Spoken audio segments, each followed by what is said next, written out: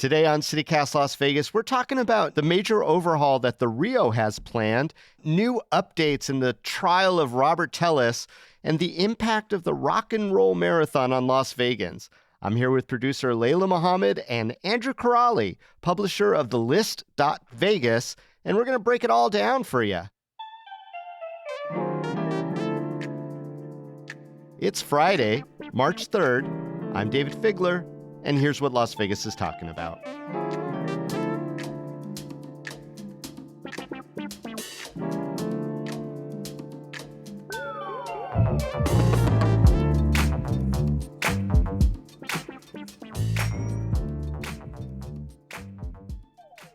Well, hello, Andrew Corrali. Welcome back to CityCast Las Vegas. Hey, David. Thanks again. Great to be back. And Layla Muhammad, CityCast Las Vegas producer. Welcome to your daily routine of being part of CityCast Las Vegas, my friend. Thanks, David. Good morning. All right, guys. So first up, there's some talk about stuff happening at the Rio, which we haven't heard a lot about for a while. Andrew, what's going on over at the Rio Hotel and Casino? Yeah, so the Rio is slated for a big renovation, or maybe a Rio-novation. Oh, boy. No? Okay, maybe not. No, it's fine. So quick capsule. So Dreamscape Companies recently, they bought the Rio from Caesars from about 3 years ago. But, Rio's been the same old Rio since then. But they recently received $850 million in part to help renovate the Rio, which is showing its age, right? It's a 33-year-old off-strip resort. It's in that weird place where it's not quite classic, but, not quite as, shiny as it used to be. And so we'll be looking at a slate of really, hopefully exciting renovations to come. I have this weird hope, and it's perhaps sort of buoyed by the fact that Dreamscape has said, we're not going to change the name. We're not going to implode the structure. We're actually going to renovate the Rio as it is. And I'm kind of weirdly hoping that they could actually bring back some of the actual weird, cool stuff about the Rio.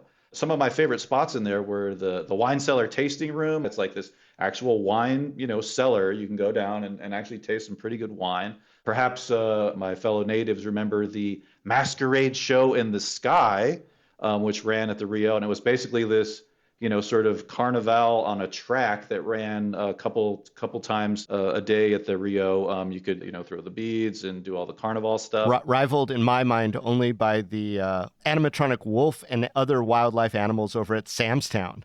That still is going on. Mystic Falls, yes, which I consider the great outdoors. It's one of my modern 7 wonders of Las Vegas, which someday I'll list the other 6. Classic. I love it. Yeah, so Masquerade in the Sky, I mean, it wasn't like the Sambadrome, but with the proper kinds of substances, it could be a truly transportive experience. And and then finally, Voodoo Lounge, right, on the the top floor of the original Rio. old school nightclub. Yeah, it was kind of a classic property. So I'm kind of hoping that keeping the name, they could actually reinfuse and reinvigorate some of those old school Rio pleasures. So yeah, should be exciting. Layla, is there anything that you have a fond memory of or might miss from the old Rio? I mean, the carnival that happens in their parking lot could still happen. I remember going to that because they have so much land over there. And they also have some fan events, not to nerd out, but the Supernatural convention, Supernatural, the TV show, that convention is held there every year. But under the renovations, those things could still happen. So I'm hoping that the Rio keeps its charm, but does update sort of its old dusty aspects of the property. My last interaction with the Rio was my friends spent their honeymoon there, and they had a horrible experience. And I think the property, like you said, Andrew, is really, really starting to show its age. Yeah. Now, we're having this discussion because there's all this money injected and a desire by the Rio to do these renos or do something with all that unused land in the back. But one of the parallel conversations is whether or not the A's might try to build a stadium there. What's that all about, Andrew? Yeah, so Dreamscape is also having a conversation with the A's are kind of roving around Las Vegas looking for a possible new home, and the Rio is one of the prospective sites. So I think some of their candidates are land where the Tropicana is, the Las Vegas Festival grounds on Sahara and Las Vegas Boulevard. So yeah, so the Rio is a candidate, and they've clearly got the land. It's looking like probably like a $1 billion deal if the A's decided to relocate there. I mean, it makes sense to me. I'm not a stadium expert by any stretch of the imagination, but the idea is that this stadium would be kind of like in the Goldilocks zone between Allegiant, which is like 68,000, and T-Mobile, which I think is closer to like 12,000. This would be a 35,000 capacity stadium for, pro baseball. It would kind of satisfy that desire to become a truly trifected kind of professional sports town. I think out of all of the other options, the Rio would be best for traffic and keeping traffic off of the strip. The other two options just seem like they would be a little too crazy to park and access the parking garage or the stadium. I don't know, guys. Are we filled up on stadiums at this point as far as priorities go? I mean, I get it. We don't have a professional baseball team, but we have a beautiful stadium for our AAA baseball team. And I just wonder if the Rio is going to allot that land for a big project, if there might not be something better. What would you like to see there if not a baseball stadium and you had your wish as to what could go in the back of the Rio? Well, it actually sounds like a great space, hear me out, Go. for like a community festival grounds. Vegas does not have a lot of great sort of like festival spaces beyond its parks that are for locals, not for, your big boffo, gigantic, touring kind of concerts. But you've got, like Layla said, you've got great access, a lot of parking. So you're talking an alternative to the festival grounds across from the Sahara Hotel. Yeah. I'm thinking of more community festivals, food festivals, civic concerts, and things like that could take, advantage of that. Like the centrality of it seems to me to be very appealing. So more of an alternative to like the government center. Right. Government Center is great, but how often do they, I mean, they'll use that for a City of Lights Jazz Festival and some beer things, but the level of programming that is happening in the Valley right now, I could see there being a lot of, sort of public demand for that space. Awesome. How about you, Layla? What would you love to see back in there? I think I would like to see the carnivals that happen back there. I think I would like to see those stay. I think that's nice for the community. We don't have a big carnival space in such a central location like that I think is really easy to see off the freeway. That's how I used to know that the carnival was there, is that I would just see it off the freeway and then we would go as a family.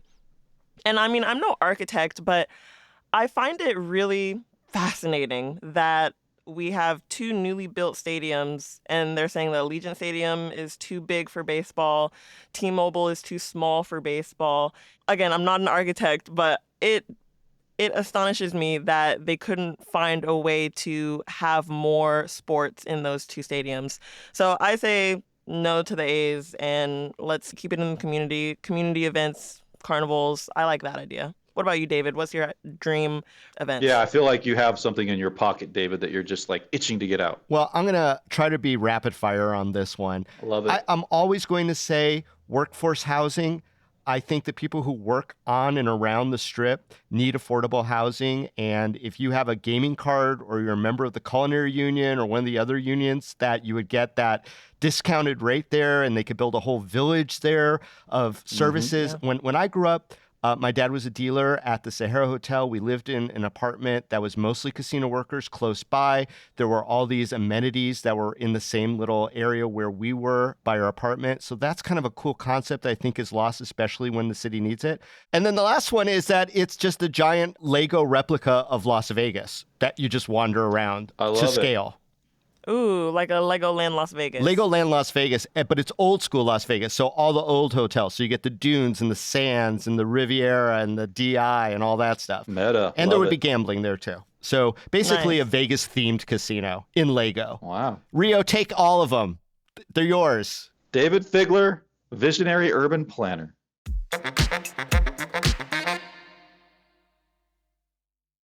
Okay, let's shift gears to talk about the Jeff Gehrman murder trial. As you recall, Rob Tellis, the public administrator, is charged with his homicide. It's gone through so many twists and turns. 6 months ago is when the murder occurred. Are you guys following this story?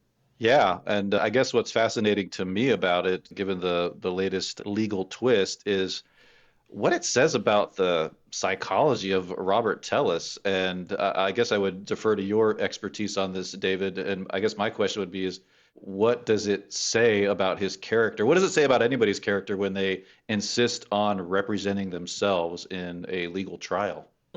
Yeah, that picture of him smiling at the camera was chilling.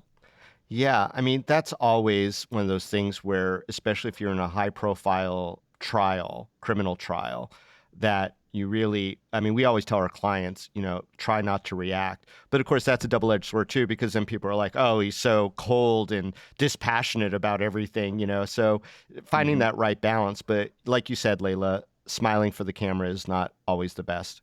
I guess, let's just start with this. And I am obviously a very firm believer in the Constitution. Rob Tellis is innocent right now in the eyes of the law and should be in our eyes as well.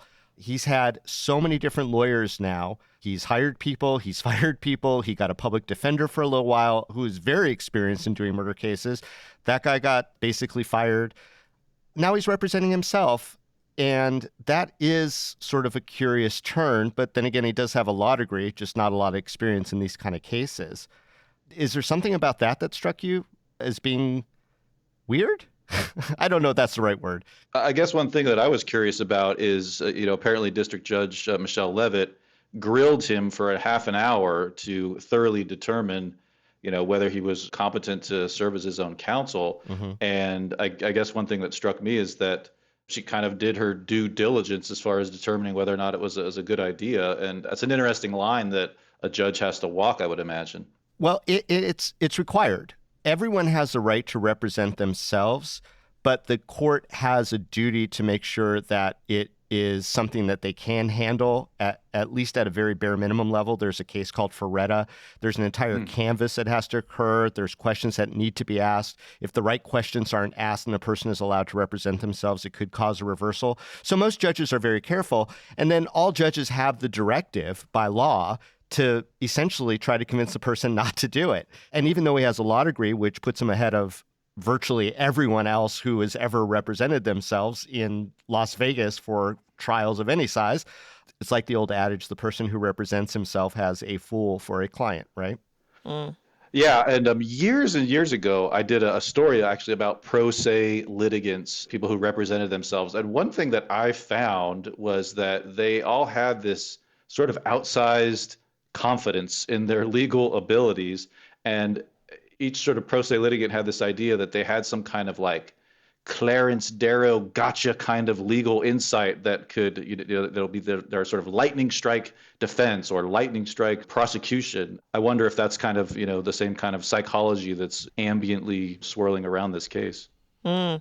To add on to that, Tellis said that he's representing himself until he can find another attorney. But then Judge Levitt in that grilling said that this isn't a game. You can't keep switching. So, David, I'm wondering if Tellis is going to be representing himself for the remainder of this trial or if he is able to still switch like he originally intended to. So, like Andrew said, there is always some kind of rationale that the person justifies wanting to be their own lawyer. And here it seems he has a vision of what the defense should be. And the subtext here is, or the implication anyway, is that his prior lawyers didn't agree with him and weren't going to present it that way. And so, he's the only one who could present the truth. And in some stories that have come out, including interviews that he has curiously given to the media, he's basically saying this is a conspiracy. Other people have set him up. He was doing his own investigation into some other lawyers' misconduct, and therefore they wanted him out of the way. Presumably, he's going to come up with some kind of alibi defense. But again, none of this has been presented to the court because there have been no actual legal motions filed yet. With regard to your question, Layla, if he's going to be representing himself throughout, I don't see it happening, but it could. He did file one motion, and I wanted to talk about that really, really quickly, is that the one motion that Rob Tellis has filed since he's become his own attorney has nothing to do with the case as much as it has to do with him spilling the beans on how horrible it is for himself and other inmates in the Clark County Detention Center and the mistreatment that they suffer at the hands of some of the corrections officers. And he's asking the court to give him some deference with regard to housing and ability to do legal research because the jail is a horrible, horrible, horrible place. Interesting. What do you think of that? Random. I mean, yeah, it sounds like he's accidentally shined a light on a real problem. Or maybe not so accidentally. Yeah. We'll see if that November date holds, what develops between now and then.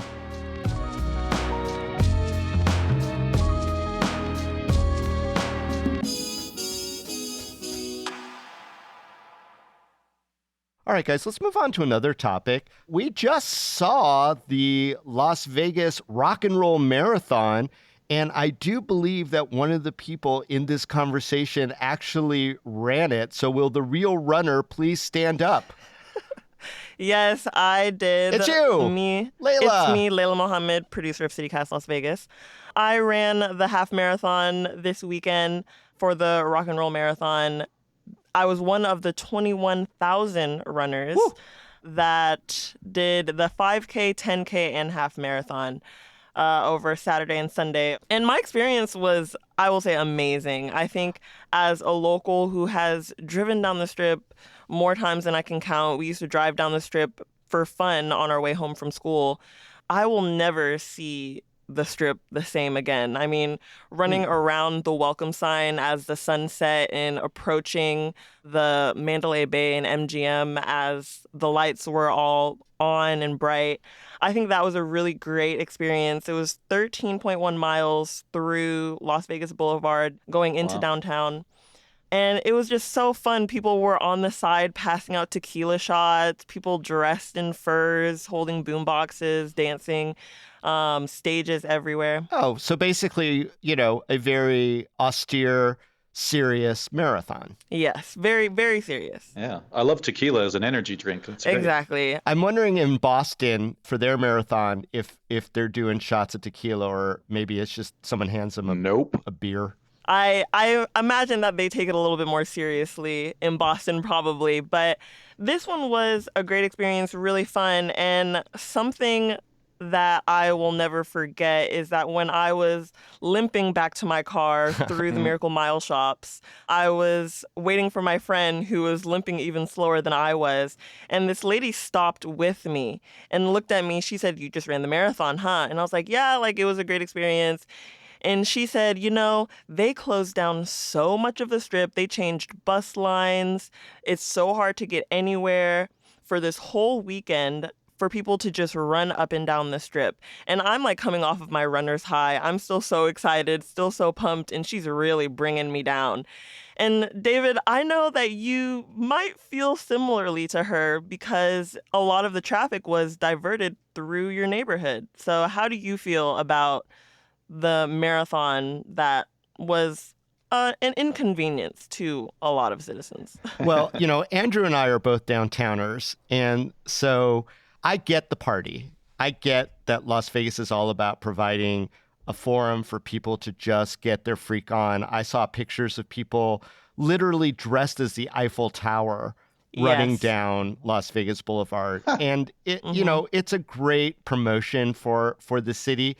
But I knew there was road closures, but the communication to the public apparently wasn't enough. And the diversion plans were shit. I mean, they were absolute trash, which made everyone who thought they were going to be able to get across the Strip decide, oh, maybe I should go through this quiet little neighborhood that has a bunch of cul-de-sacs that aren't going to get me anywhere closer where I need to be and delay my trip home an extra 20 on top of the extra 20 that's going to take to go the way that I should have been going. And I'm going to be filled with road rage and I'm going to pass cars in a residential neighborhood.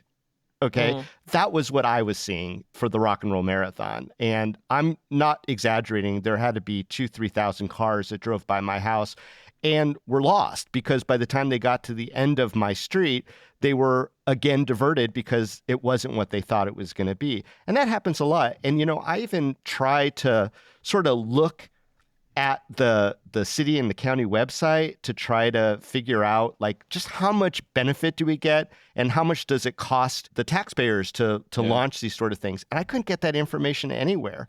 I mean, that transparency behind these big events, Andrew, that's not a surprise to you, or the lack of transparency, right? Yeah, unfortunately, it's not a surprise, but I would be curious to, learn what the sort of, the cost benefit is. Layla, I have a question for you. Did you train for the half marathon? Is this something that you like are pretty intensive about? And how much tequila was in that training? Answer both those Yeah. questions, Layla. No tequila was involved in the training, and this has been something that's been on my bucket list for a while, running a marathon. And I've known about the Rock and Roll Marathon for a while. It's been in Vegas for a while. And the idea of running down the strip at night was very appealing to me. I'm Yeah. not a runner. I did not train too much. My legs were really feeling it. I think this is the first day that my legs have recovered from that marathon. But I do really think that for locals, it is a really interesting experience to see the strip that way and really be on the ground. And I don't go to the strip that often. So being in the street, seeing all of the new screens and the renovations that have happened on the strip recently, I think that was really cool. And I feel like I'm more familiar with the strip as it is now than the idea that I had in my head of the strip, because it has changed a lot. And that's something that the woman who stopped me in the Miracle Mile shops, she had mentioned that Las Vegas has changed a lot and we just can't shut down the strip for a marathon because there's too much business. But I can't get over how great of an experience it was. Like I hear the complaints, I hear how inconvenient it was, but that experience of running down the strip at night is like, if you're not a runner, sign up for the 5K, the 10K. Those are a little shorter distances. But even going through downtown and seeing downtown all shut down, it was a really enjoyable experience participating in that. But maybe not for some of those business owners too. So Yeah, I think that's something. I mean, we definitely did run past an IHOP that had the open sign, but there was no way any cars could get there. So we were joking, like maybe runners just stop there and like, let me get a Grand Slam or whatever IHOP sells. Yeah, get a tequila pancake. Exactly. I'm wondering though, Layla, now that you've experienced firsthand, first foot, a car-free strip, Yeah. what do you think that would be like? I think it would be really fun. It felt like, if anyone's been to New Orleans, Bourbon Street, it felt like that. It felt like a big party. And I really do think people would enjoy it if we could figure out the logistics of it. I think it would be really hard for tourists getting in and out of the casinos. I have a friend who works at Resorts World, and there were a lot of complaints because they were shuttling people out of that property. And once you missed the shuttle, you were kind of just stuck in Resorts World unless you wanted to go out and walk on the strip. So I do think it would be a great option to make the strip pedestrian. But I feel like the infrastructure and the car culture might get in the way because I feel like we were built on that and there's a lot of stuff that would have to change to make that happen. What do you guys think? Would you guys be interested in a pedestrian strip? I love the idea, and I would just call it Fremont Street 2, The Reckoning. All right, Fremont Street 2, here we come. Last but not least, Andrew, you published the list.Vegas. Tell us what events we should keep an eye out for coming up in March. Thanks for asking, David. Yeah, so Well, we've got you're a lot here. Come on, man. Spill. We've got a lot. So we've got always a great list of rotating events at the list.Vegas, and on the front page we have hot lists, which are themed around a certain trend or season. And March is National Women's History Month, and so we've got a cool list of events dedicated to Women's History Month. And a couple that are popping on my radar that I'm really excited about. March 9th at the Whitney Library, Patrice Isley. She is this very accomplished soul singer, and she's going to be performing songs from influential Black women in music, including Aretha Franklin, Whitney Houston, Beyonce. I've checked out some of her stuff on YouTube. She is a powerhouse, so that should be a really cool concert. And on a different kind of wavelength, this Saturday, March 4th, At Sabadan Gallery on 3rd and Colorado is an art exhibit called Eclectic Women, and that will feature 24 women artists from all kinds of different disciplines and media showcasing their work. So as the creme de la creme of women in art here in the Valley. Lastly, March 11th at the West Charleston Library, Vegas City Opera is putting on a performance called The Women of the Black Panthers. And this will be an afternoon of Black spirituals as well as songs from the 50s and 60s that will have kind of the Vegas City Opera classical flair. So we've got that and a whole bunch more at the list.vegas. Very cool. Fun. And let us not forget that this weekend is the official opening of Ta-Da, the long-awaited gem of downtown, the Beverly Theater. Oh, yeah. And so they've got a whole host of events from Percival Everett's headlining a literary discussion. CityCast, I hear, is putting on an event Saturday, which I think was your segue that I just totally interrupted. But yeah, I'm really excited about that venue coming online downtown. Yeah, I mean, it's fair. I did prompt it because I did want to brag on the fact that CityCast Las Vegas is going to be live and out there at the new Beverly Theater. We're going to be doing an event. Layla, can you tell folks about what to expect from CityCast Las Vegas Live at the Beverly Theater this Saturday at 1 p.m.? Yes, so our lovely hosts, David Figler and Vogue Robinson, will be interviewing Vita Bybee and Kim Foster, who are both local authors, and we're asking them what it's like writing about Las Vegas and the challenges, and they're going to share their experiences, and we're going to also hear from our amazing hosts. Yeah, I can't wait to see it. Hey, Layla Mohammed and Andrew Crawley, thanks so much for joining us on the Friday Roundup for CityCast Las Vegas. Thank you. Thanks, David. Great talking with y'all.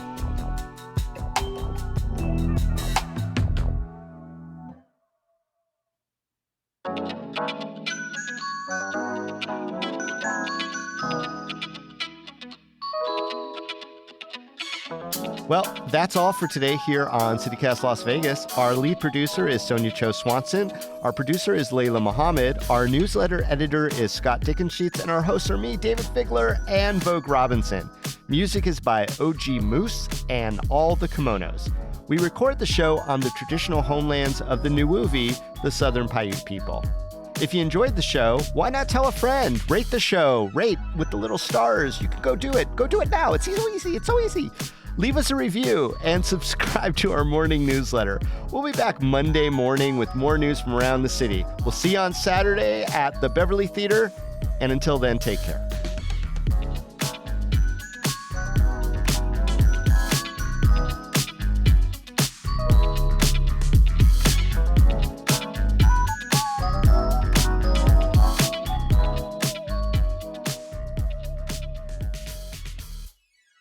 Pretty good. I feel like I'm playing like an exotic sci-fi instrument because I have to hold it very precisely.